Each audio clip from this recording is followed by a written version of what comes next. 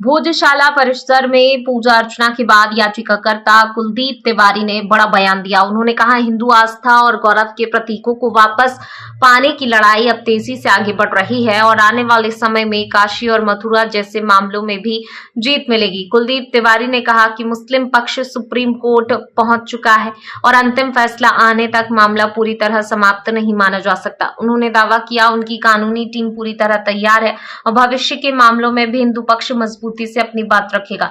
उन्होंने ये भी कहा कि अब जब भोजशाला मंदिर के रूप में स्थापित हो चुकी है तो हिंदू श्रद्धालुओं को बिना किसी शुल्क के प्रवेश मिलना चाहिए। भोजशाला को लेकर चल रही कानूनी और धार्मिक बहस के बीच ये बयान प्रदेश की राजनीति और धार्मिक विमर्श की नई चर्चा को जन्म दे रहा है। देखिए, मुस्लिम पक्ष सुप्रीम कोर्ट गया हुआ है। मेरा मानना यह है कि देखिए, मुस्लिम पक्ष को सुप्रीम कोर्ट पहले ही चले जाना चाहिए था, क्योंकि ये निश्चित था कि उनको जाना है। जब तक आखिरी कोर्ट की मुहर नहीं लग जाएगी तब तक हम भी उसको पूरा नहीं मानते, इसलिए हमने पक्ष जीता है। लेकिन हम चाहते हैं कि आखिरी कोर्ट की भी मुहर लग जाए, जिससे पूरा विवाद ही समाप्त हो जाए।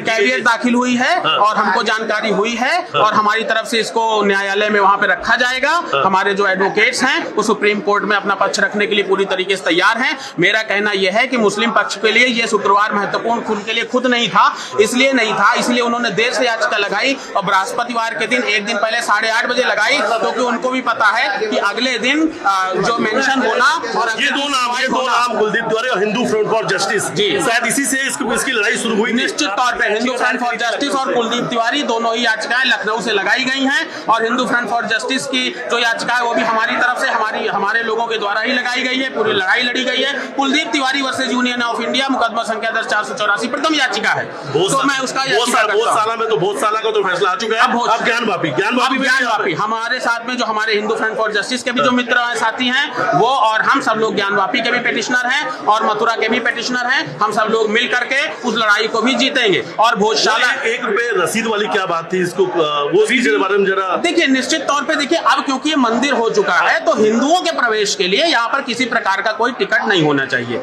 हिंदुओं का प्रवेश यहाँ पे निःशुल्क होना चाहिए और वो IASI अपने हिसाब से मैनेज करते हैं। जो उनकी समयावली है यहाँ के लिए वो ठीक है, लेकिन ₹1 का टिकट लगाना, हिंदुओं से किसी प्रकार का शुल्क लेना अपने ही मंदिर में, अपने ही माता के स्थान में, वो न्यायोचित नहीं है। तो उसको समाप्त किया जाना चाहिए।